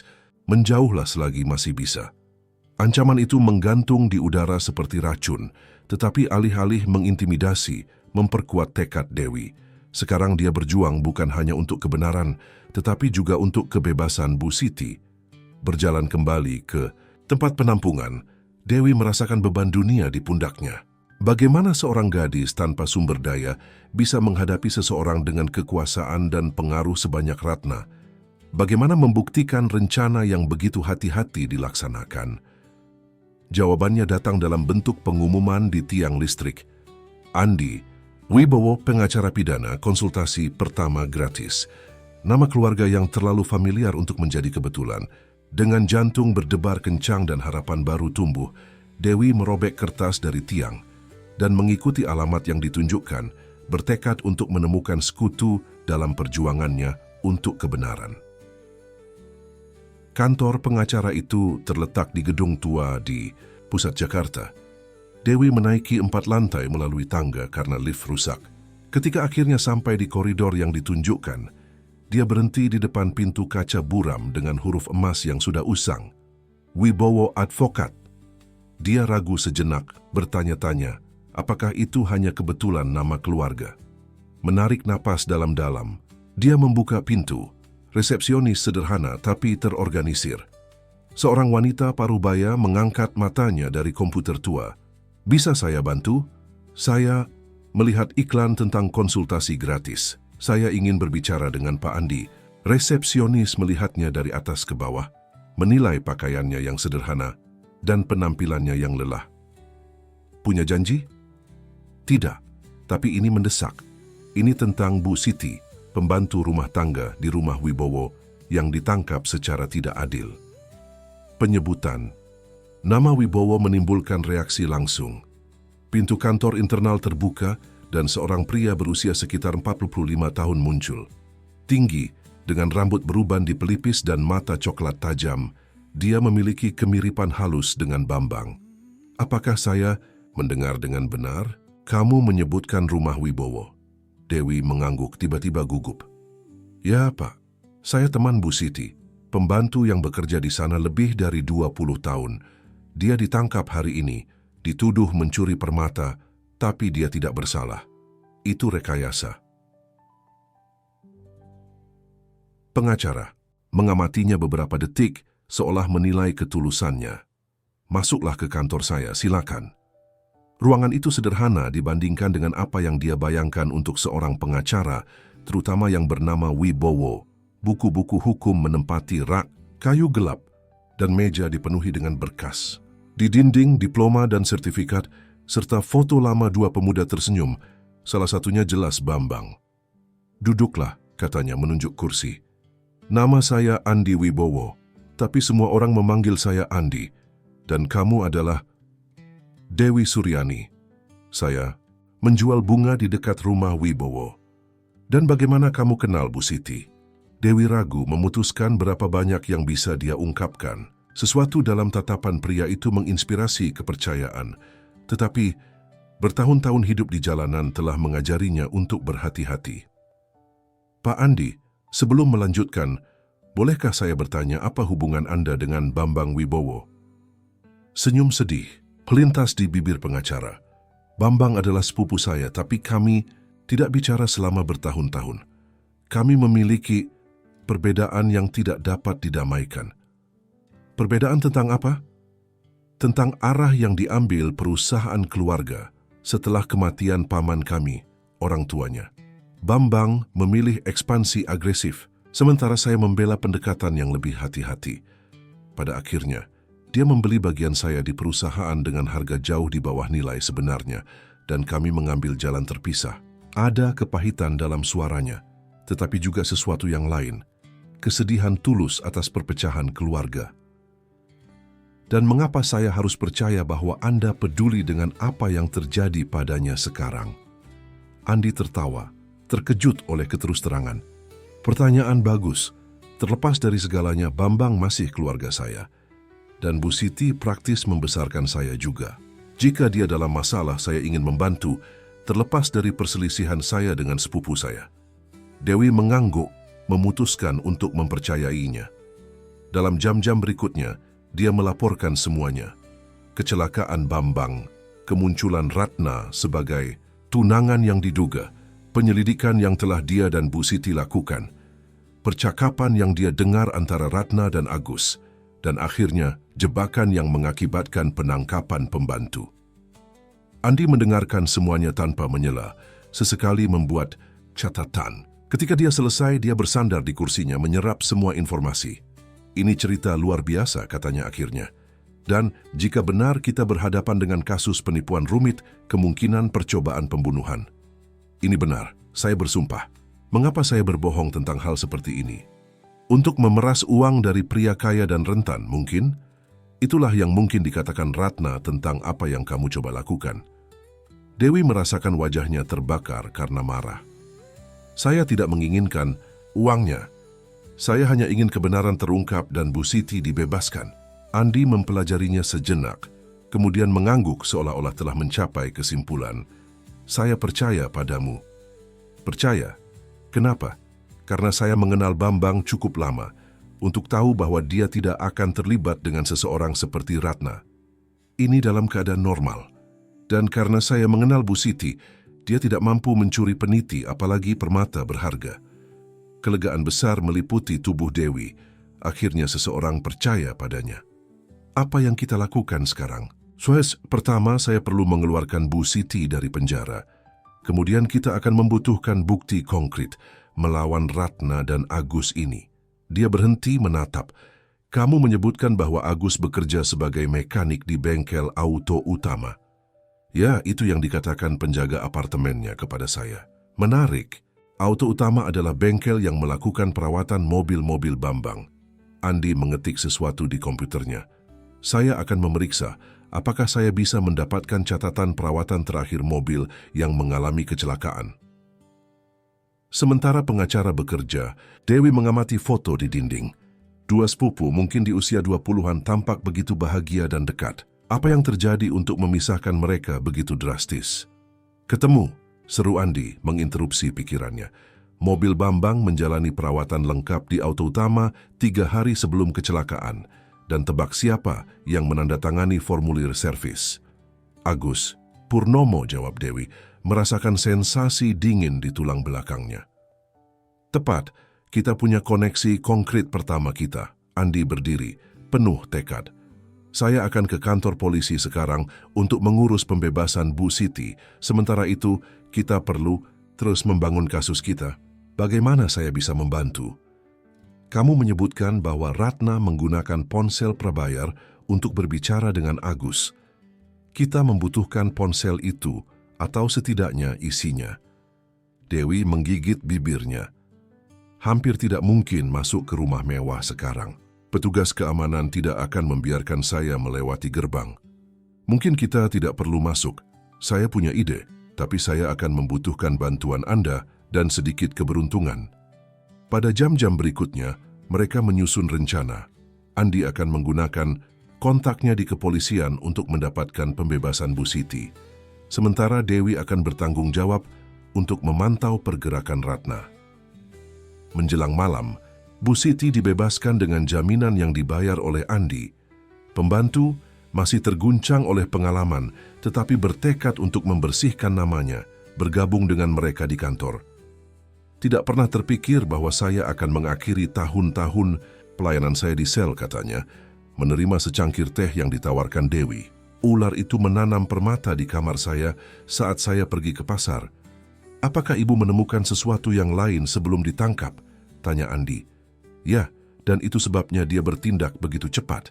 Saya menemukan sesuatu di laptopnya ketika dia keluar untuk pemeriksaan medis. Tidak terkunci dan saya melihat email terbuka dengan foto. Foto apa? Foto dia dengan Bambang, jelas dimanipulasi. Tanggalnya tidak cocok dan di beberapa bisa terlihat kesalahan kecil dalam pengeditan. Dia menciptakan hubungan yang tidak pernah ada. Dewi dan Andi bertukar pandangan. Itu persis seperti yang mereka duga. Kita butuh foto-foto itu, kata Andi. Itu bukti penting. Ada satu hal lagi, lanjut Bu Siti. Saya mendengar percakapannya di telepon. Dia berdebat dengan seseorang tentang perjanjian pranikah. Tampaknya Bambang mempertimbangkan untuk menikah dengannya tapi ingin perjanjian dulu. Itu menjelaskan kecepatannya menjebak saya dan menjauhkan Dewi, simpul pembantu. Dia berlari melawan waktu. Malam itu trio bekerja tanpa henti, merakit dosie lengkap dengan semua bukti yang mereka miliki sejauh ini. Ini adalah kasus yang tidak langsung, tetapi mulai mendapatkan soliditas. Besok saya akan mengajukan permintaan resmi untuk penyelidikan kecelakaan, kata Andi. Berdasarkan kecurigaan sabotase, saya mungkin bisa membuat mereka membuka kembali kasus tersebut. Bagaimana dengan Bambang? Tanya Dewi. Bukankah kita harus mencoba berbicara langsung dengannya? Belum, Taj. Ratna praktis mengisolasinya, dan setelah insiden dengan permata dia bahkan lebih curiga. Kita butuh bukti yang tak terbantahkan sebelum mendekatinya lagi. Keesokan paginya, Dewi kembali ke posisinya di dekat rumah mewah, menjual bunga dan diam-diam mengamati pergerakan. Sekitar pukul 11, dia melihat Ratna keluar, berpakaian elegan, mungkin untuk salah satu konsultasi pranatal palsunya. Segera, dia menelepon Andi, yang menunggu di dekat dengan mobil. Dia baru saja keluar. Dia sendirian. Bagus, saya akan mengikutinya. Kamu dan Bu Siti tahu apa yang harus dilakukan. Rencananya sederhana dan berisiko. Sementara Andi mengikuti Ratna untuk memastikan dia jauh, Dewi dan Bu Siti akan mencoba berbicara dengan Bambang. Pembantu masih memiliki kunci pintu masuk pelayan, dan dengan keberuntungan mereka akan mendapatkan beberapa menit sendirian dengannya. Bu Siti muncul di samping Dewi, gugup tetapi bertekad. Siap? Dewi mengangguk, dan bersama-sama mereka menuju ke pintu samping rumah mewah. Pembantu membuka pintu dengan diam, dan keduanya menyelinap ke dalam, menghindari area umum di mana staf lain mungkin melihat mereka. Bu Siti mengenal setiap sudut rumah itu dan tahu persis di mana Bambang akan berada pada waktu ini. Di kantornya, di lantai 2 seperti yang telah menjadi rutinitasnya selama bertahun-tahun. Ketika mereka sampai di pintu kantor, Bu Siti mengetuk lembut. Siapa? Suara Bambang terdengar lelah. Ini saya, Tuan Bu Siti. Ada saat keheningan diikuti oleh suara kursi yang diseret. Pintu terbuka, menampakkan Bambang yang jelas terkejut. Bu Siti, bukankah ibu seharusnya di penjara? Pengacara keponakan. Saya mendapatkan kebebasan sementara untuk saya. Dia berbicara dengan martabat, menjaga kepalanya tegak. Saya tahu Tuan berpikir saya mencuri permata itu. Tetapi setelah bertahun-tahun pelayanan setia, saya hanya meminta 5 menit dari waktu Anda untuk menjelaskan apa yang sebenarnya terjadi. Bambang melihat melewatinya dan melihat Dewi. Wajahnya mengeras mau. Kamu lagi. Mengapa kamu bersikeras terlibat dalam hidupku? Karena saya tahu kebenaran, Pak. Dan karena saya tidak tahan melihat orang baik dimanipulasi dan disakiti. Sesuatu dalam ketulusan suaranya tampaknya menjangkaunya. Setelah momen keraguan, dia melangkah ke samping 5 menit. Di dalam kantor, Bu Siti berbicara terlebih dahulu, melaporkan kecurigaannya sejak awal, bagaimana dia tidak pernah melihat Ratna sebelum kecelakaan, bagaimana perilakunya di rumah adalah seseorang yang tidak mengenal rutinitas dan preferensi Bambang. Dewi kemudian menjelaskan tentang Agus, mekanik di auto utama, dan koneksinya dengan mobil yang mengalami kecelakaan. Dia menyebutkan proses penipuan sebelumnya terhadap Ratna dan foto-foto yang dimanipulasi. Semua ini mengganggu, akui Bambang. Tapi masih hanya teori konspirasi. Saya akan membutuhkan bukti konkret untuk percaya bahwa wanita yang mengandung anak saya adalah seorang kriminal. Anak itu bukan milik Anda, kata Dewi lembut. Itu milik Agus. Saya mendengar mereka berbicara tentang itu. Bambang mengusap rambutnya, jelas terguncang. Mengapa saya harus percaya pada kalian dan bukan dia? Siapa kalian dalam hidup saya? Saya merawat Tuan sejak Tuan masih kecil, jawab Bu Siti dengan air mata di matanya.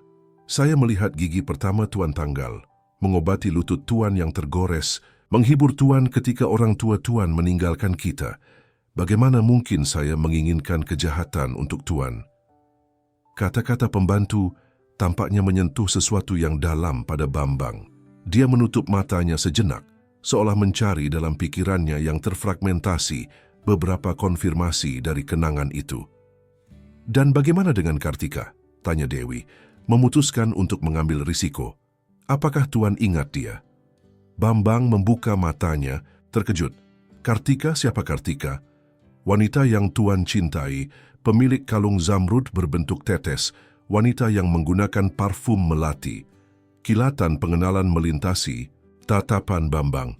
Melati, saya telah bermimpi tentang aroma itu sejak saya terbangun di rumah sakit, dan kalung, saya menemukannya di dasar laci. Saya merasakan sesuatu yang sangat kuat ketika saya menyentuhnya, tetapi tidak bisa memahami apa itu. Dia adalah restorer seni di Museum Nasional Indonesia, lanjut Dewi. Anda bertemu selama pameran. Anda bersama selama 2 tahun ketika dia apa? Suara Bambang bergetar, seolah sebagian dari dirinya sudah tahu jawabannya. Ketika dia meninggalkan dunia ini, jawab Bu Siti lembut, dalam kecelakaan mobil 8 bulan lalu, Tuan hancur. Bambang membawa tangannya ke wajahnya, seolah mencoba menahan gelombang emosi.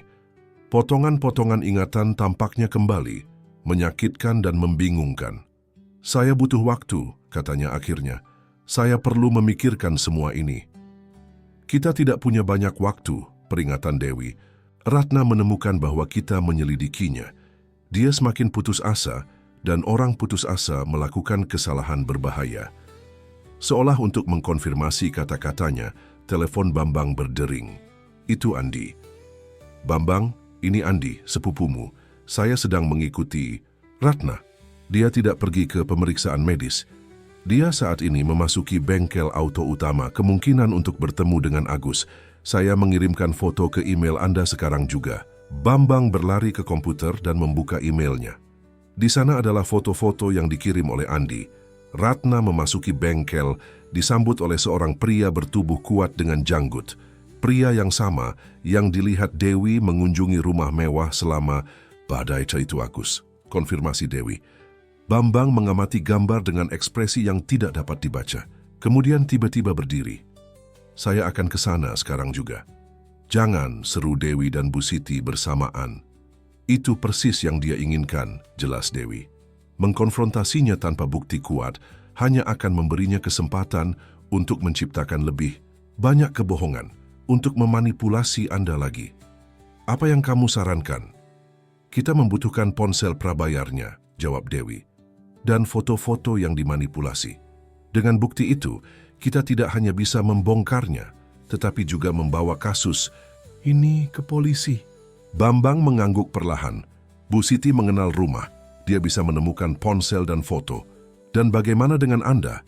Tanya Dewi, khawatir dengan ekspresi terganggu Bambang.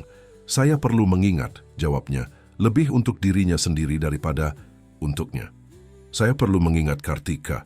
Sementara Bu Siti berangkat dalam misinya, Bambang membuka laci dan mengeluarkan kotak beludru kecil yang berisi kalung zamrud. Kamu bilang kalung ini miliknya? Ya, jawab Dewi lembut.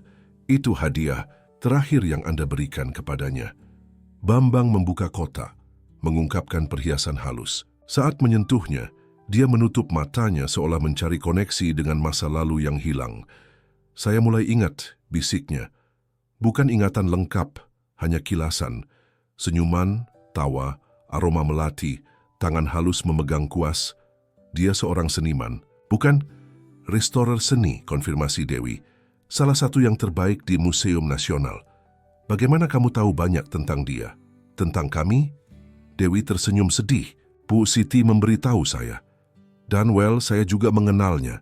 Tidak secara pribadi, tetapi saya melihatnya kadang-kadang.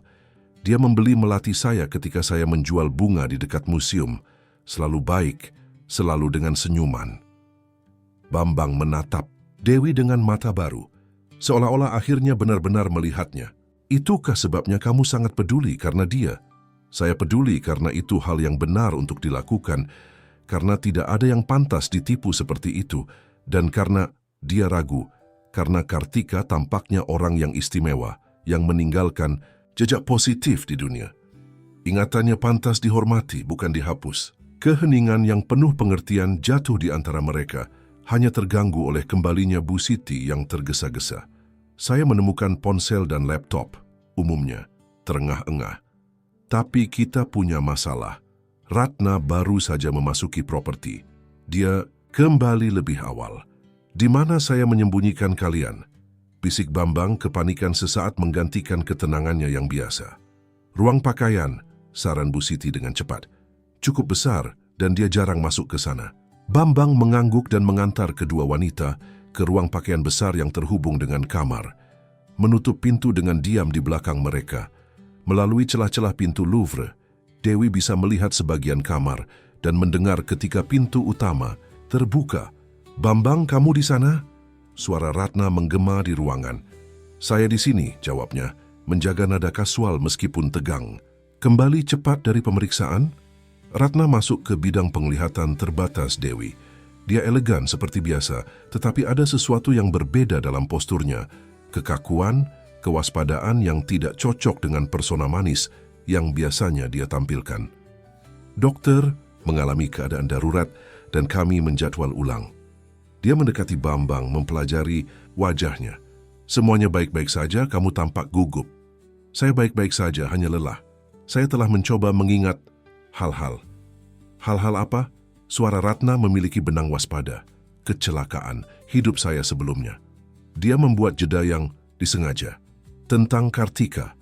Nama itu jatuh seperti bom di kamar. Ratna membeku sesaat, tetapi dengan cepat mendapatkan kembali ketenangannya. Kartika? Siapa Kartika? Nadanya hati-hati dikendalikan, tetapi Dewi bisa merasakan kepanikan yang tumbuh di balik fasad. Saya tidak yakin. Nama itu muncul dalam mimpi saya, bersama dengan aroma melati. Bambang bergerak ke laci dan mengambil kotak kalung. Dan kalung ini tampaknya penting, tetapi saya tidak bisa mengingat kenapa.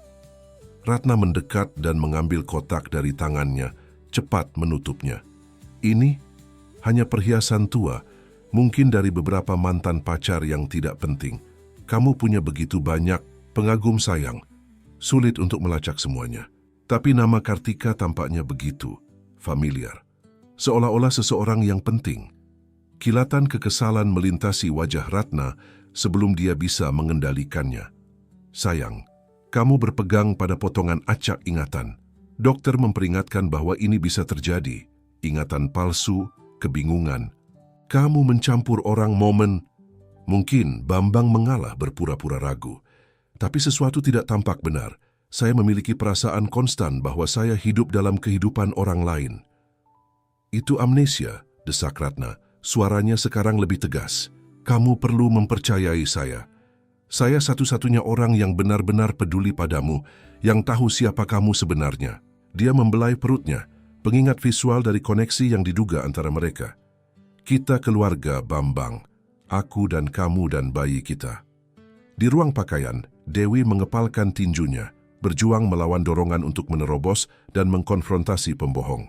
Bu Siti meletakkan tangan yang menenangkan di bahunya, diam-diam memohon kesabaran.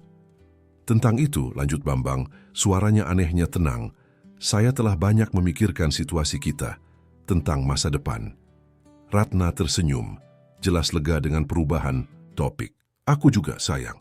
Masa depan kita bersama akan luar biasa. Saya punya usulan, kata Bambang, menuntunnya untuk duduk di tepi tempat tidur.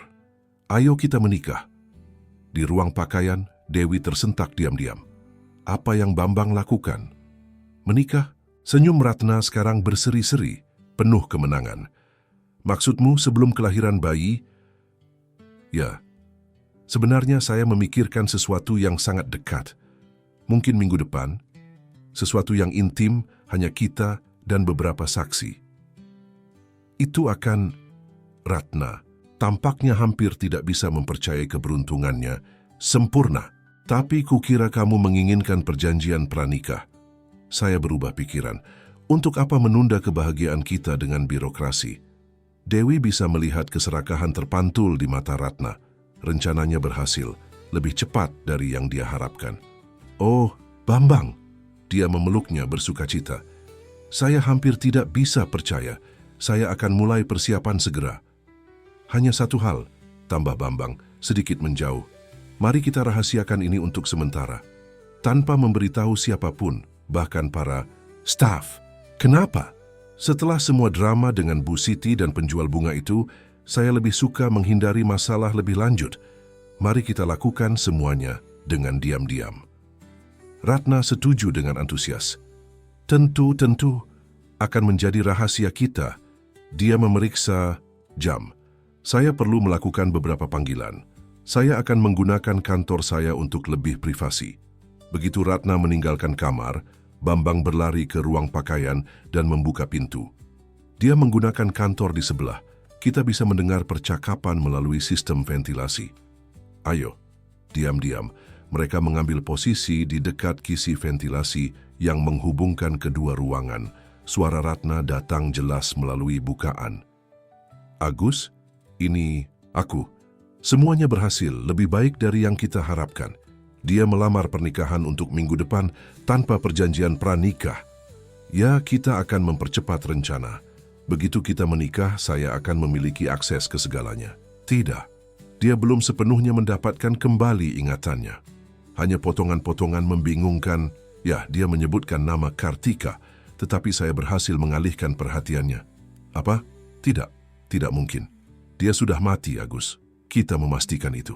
Di kantor, Bambang menjadi pucat mendengar pengakuan kasual tentang kejahatan yang lebih mengerikan. Dewi memegang tangannya secara naluriah, menawarkan dukungan diam. Ratna melanjutkan, "Dengar, kita perlu bersiap. Setelah pernikahan, kita akan melakukan transfer ke rekening di Kepulauan Cayman dan menghilang. Tidak, kita tidak bisa menunggu kelahiran. Terlalu berisiko. Ya, kita akan memalsukan kematiannya kali ini. Kecelakaan perahu tragis dalam bulan madu mungkin. Jangan khawatir tentang tubuh. Kita akan mencari cara. Sementara itu, jaga semua siap. Paspor, dokumen, semuanya." Ketika Ratna menutup, telepon keheningan yang jatuh pada kelompok itu berat seperti timah. Bambang tampak berada dalam keadaan syok. Mereka, dia bahkan tidak bisa merumuskan kecurigaan yang mengerikan. "Apakah ibu merekam semuanya?" tanya Dewi kepada Bu Siti, yang dengan diam-diam memegang ponsel. Pembantu mengangguk, air mata diam mengalir di wajahnya yang keriput. "Setiap kata." "Kita perlu memanggil polisi," bisik Dewi. "Sekarang." "Belum," jawab Bambang. Suaranya mendapatkan kembali ketegasan. "Saya perlu mengkonfrontasinya dulu. Saya perlu mendengar dari dia sendiri." "Bambang, terlalu berbahaya," peringatan. "Dewi, dia sudah merencanakan kematian Anda sekali, dia bisa mencoba lagi." "Saya tidak sendirian lagi," jawabnya, melihat kedua wanita dengan terima kasih. "Dan saya membutuhkan ini untuk diri saya sendiri, untuk kewarasan saya." Dengan enggan, Dewi dan Bu Siti setuju, tetapi bersikeras memanggil Andi untuk bertindak sebagai saksi tambahan dan dukungan. Sambil menunggu kedatangannya, Bambang tenggelam dalam keheningan yang dalam, mungkin memproses besarnya wahyu. 30 menit kemudian, dengan Andi diposisikan strategis di pintu masuk rumah mewah, siap untuk intervensi jika diperlukan, Bambang memanggil Ratna untuk percakapan di taman musim dingin. Lokasi terbuka, dengan beberapa pintu keluar, dipilih dengan sengaja untuk keamanannya. "Saya ingin menunjukkan sesuatu padamu," katanya ketika Ratna memasuki lingkungan yang terang. "Saya menemukan foto-foto ini di laptopmu." Dia meletakkan di meja beberapa cetakan gambar yang dimanipulasi yang telah ditemukan Bu Siti. Ratna melihatnya dengan kebingungan yang tampak. "Hanya foto-foto kita, apa masalahnya?" "Masalahnya," jawab Bambang dengan tenang, "adalah bahwa mereka palsu. Diedit, lihat dengan seksama detailnya. Bayangan tidak sesuai, refleksi salah, dan di beberapa latar belakang jelas diubah." Ratna memaksakan tawa, tetapi matanya mengungkapkan kepanikan yang tumbuh. "Apa yang kamu bicarakan ini foto nyata dari momen yang kita bagikan bersama." "Tidak, bukan. Kita tidak pernah bersama di Paris. Kita tidak pernah berlayar di pesisir Bali. Kita tidak pernah berdansa di bawah bintang-bintang di Pulau Lombok." Suaranya menjadi lebih tegas. "Kita tidak pernah menjadi pasangan, Ratna." "Bambang, kamu bingung. Amnesia." "Amnesia sedang hilang," potong dia. "Saya mulai ingat tentang Kartika, tentang apa yang terjadi padanya." Nama itu jatuh seperti hukuman di antara mereka. Ratna mundur selangkah, topeng ketidakbersalahannya mulai retak. "Saya tidak tahu apa yang kamu bicarakan. Saya tahu kamu dan Agus mensabotase mobil saya. Saya tahu bayi itu bukan milik saya, itu miliknya. Saya tahu tentang rekening di Kepulauan Cayman dan rencana untuk membunuh saya selama bulan madu kita. Yang seharusnya." Ratna menjadi pucat, tetapi dengan cepat mendapatkan kembali ketenangannya. Matanya, yang sebelumnya manis dan penuh kasih, sekarang memiliki kilau perhitungan dan dingin. Punya bukti untuk semua itu? Atau hanya khayalan seorang pria dengan kerusakan otak? "Saya punya rekaman percakapan Anda dengan Agus beberapa menit yang lalu. Saya punya catatan perawatan mobil saya, ditandatangani olehnya 3 hari sebelum kecelakaan. Saya punya saksi yang mengkonfirmasi bahwa Anda tidak pernah ada dalam hidup saya sampai saya bangun di rumah sakit. Dan saya punya ini." Bambang meletakkan ponsel prabayar yang telah ditemukan Bu Siti di atas meja. Ratna menatapnya, akhirnya mengerti bahwa dia terjebak. Itu penjual bunga itu, bukan? Dia dan wanita tua yang cerewet mengisi kepala Anda dengan kebohongan. Satu-satunya pembohong di sini adalah Anda, Ratna. Bambang melangkah ke arahnya. Saya ingin tahu, mengapa Kartika? Apa yang dia lakukan untuk pantas mendapatkan apa yang Anda lakukan? Ratna melepaskan tawa pahit. Dia menghalangi. Agus membutuhkan uang untuk melunasi hutang. Dengan orang-orang berbahaya, saya membutuhkan awal baru. Anda adalah target sempurna, kaya, tertutup, tanpa keluarga dekat. Tapi pacar restorer seni Anda itu selalu ada di sekitar, selalu waspada. Jadi Anda membunuhnya, simpul Bambang. Suaranya hampir gagal dengan rasa sakit dari konfirmasi.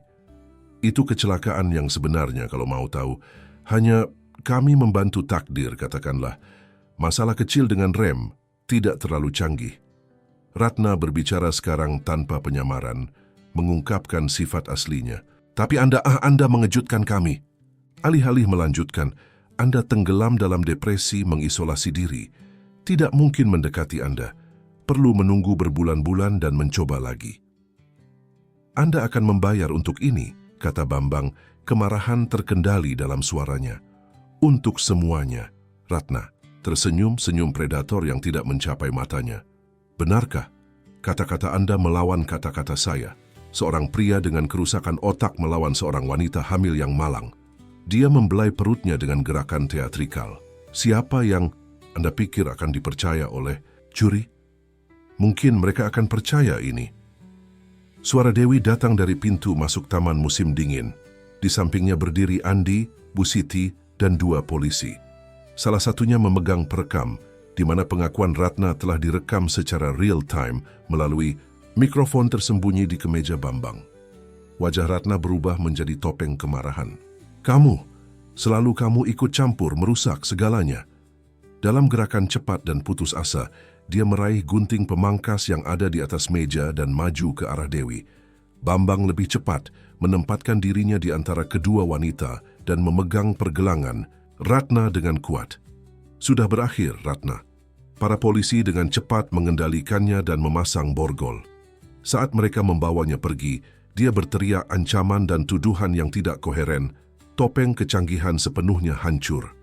Malam itu juga, Agus ditahan di bengkel. Penggeledahan di apartemennya mengungkapkan dokumen yang memberatkan, termasuk instruksi rinci tentang cara mensabotase sistem rem dan kemudi pada mobil mewah tanpa meninggalkan jejak yang jelas. Di rumah mewah, keheningan melankolis telah menetap. Bambang akhirnya bebas dari manipulasi Ratna, tetapi sekarang menghadapi kebenaran yang menyakitkan tentang nasib Kartika, menarik diri ke kamarnya untuk memproses semua yang telah terjadi. Dewi, Andi, dan Bu Siti tetap di ruang tamu, lelah tetapi lega dengan hasilnya. Apa yang terjadi sekarang? Tanya Dewi melihat keluar jendela ke taman, di mana semak-semak melati kecil mulai berbunga, ditanam atas perintah Bambang beberapa hari sebelumnya. Ratna dan Agus akan menghadapi keadilan, jawab Andi. Dengan bukti yang kita miliki ditambah apa yang polisi temukan, mereka tidak akan lolos. Saya tidak mengacu pada mereka, kata Dewi lembut. Saya mengacu pada Bambang, pada kita. Bu Siti menghela napas. Tuan memiliki jalan panjang di depan.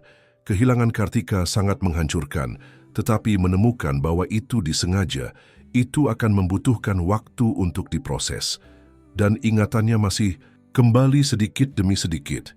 Dia akan memiliki dukungan, tegas Andi.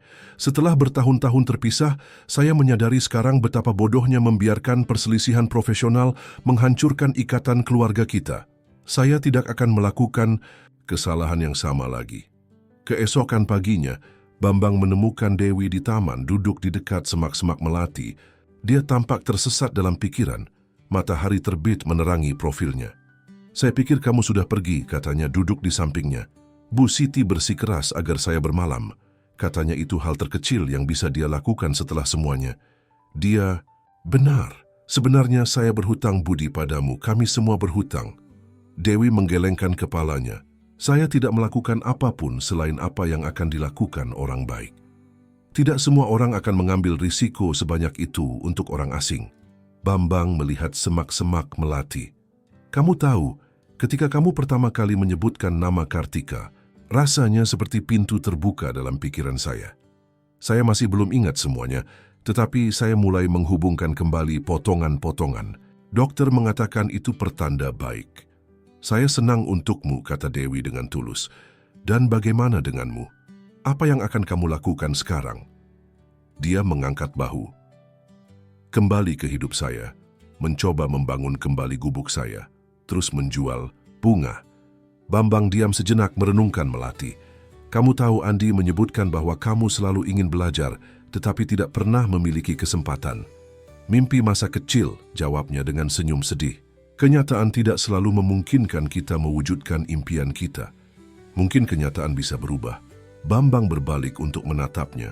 Saya ingin mengusulkan sesuatu, bukan karena rasa terima kasih atau hutang, tetapi karena saya percaya pada potensimu. Beasiswa lengkap di bidang apapun yang kamu pilih, plus apartemen kecil tetapi nyaman selama masa studi. Dewi menatapnya, terkejut. Kenapa? Karena orang-orang sepertimu langka, Dewi. Orang-orang yang mengambil risiko segalanya untuk apa yang benar, bahkan tanpa jaminan hadiah. Dunia membutuhkan lebih banyak orang seperti itu. Dia tersenyum sedikit. Selain itu, saya pikir Kartika akan menyukaimu. Dia juga percaya pada pemberian kesempatan kepada orang. Mata Dewi dipenuhi air mata. Saya tidak tahu harus berkata apa. Katakan ya, dan janjikan kamu akan terus menjual melatimu, setidaknya untuk saya. Mereka membantu saya mengingat. 6 bulan kemudian, kehidupan telah mengambil arah yang mengejutkan untuk semua orang. Ratna dan Agus menunggu pengadilan dengan bukti substansial melawan mereka, termasuk pembukaan kembali kasus kematian Kartika, sekarang diselidiki sebagai pembunuhan. Bambang, dengan ingatannya sebagian besar dipulihkan, telah mengambil kembali kendali penuh atas bisnisnya. Rumah mewahnya, yang sebelumnya dingin dan impersonal, sekarang dipenuhi dengan semak-semak melati, baik di taman maupun dalam pot yang tersebar di seluruh ruangan. Andi kembali ke kantor hukum keluarga, bekerja berdampingan dengan sepupunya, membangun kembali tidak hanya perusahaan, tetapi juga ikatan keluarga yang telah terputus. Bu Siti melanjutkan sebagai pembantu, tetapi sekarang dengan status hampir keibuan, dihormati dan dihargai oleh semua di rumah. Dan Dewi, mungkin yang paling berubah dari semua, telah memulai studinya di bidang hukum di Universitas Indonesia. Tinggal di apartemen kecil tapi nyaman di Kebayoran Baru, dekat dengan universitas, dia membagi waktunya antara studi intensif dan kebun melati kecil di balkon. Pada hari Minggu, kelompok yang tidak mungkin berkumpul untuk makan siang di rumah, mewah, Bambang, Andi, Bu Siti, dan Dewi. Sebuah keluarga yang dibentuk bukan oleh darah, tetapi oleh kesulitan yang diatasi bersama dan komitmen bersama terhadap kebenaran. Pada salah satu sore Minggu itu, setelah makan siang, Bambang membawa Dewi ke memorial kecil yang telah dia buat untuk Kartika di sudut taman yang tenang. Sebuah patung halus dikelilingi oleh melati yang sedang mekar dengan kalung zamrud yang dengan hati-hati diawetkan dalam kotak kaca. Saya pikir dia akan bangga, katanya, mengamati bunga bergoyang lembut dengan angin pada kita semua. Dia hidup melalui kenanganmu, jawab Dewi. Dan melalui melati ini, aromanya akan selalu mengingatkan kita bahwa kebenaran, sekejam apapun, selalu jalan yang paling membebaskan. Bambang mengangguk, menghirup dalam-dalam aroma bunga. Kamu tahu saya tidak pernah terlalu percaya pada takdir, tetapi kadang-kadang saya bertanya-tanya, jika bukan karena kamu dan melatimu, mungkin saya tidak akan pernah mendapatkan kembali ingatan saya. Tidak pernah menemukan kebenaran. Mungkin bukan takdir, renungnya. Mungkin hanya hasil alami dari orang-orang baik yang memilih untuk melakukan apa yang benar, bahkan ketika itu sulit. Sementara matahari terbenam di atas Jakarta, memandikan taman dengan cahaya keemasan, Bambang dan Dewi tetap dalam kontemplasi diam, disatukan oleh perjalanan yang telah mereka bagikan dan oleh aroma melati yang sekarang melambangkan bukan hanya kenangan yang hilang dan ditemukan kembali, tetapi juga awal baru dan kemungkinan tak terbatas.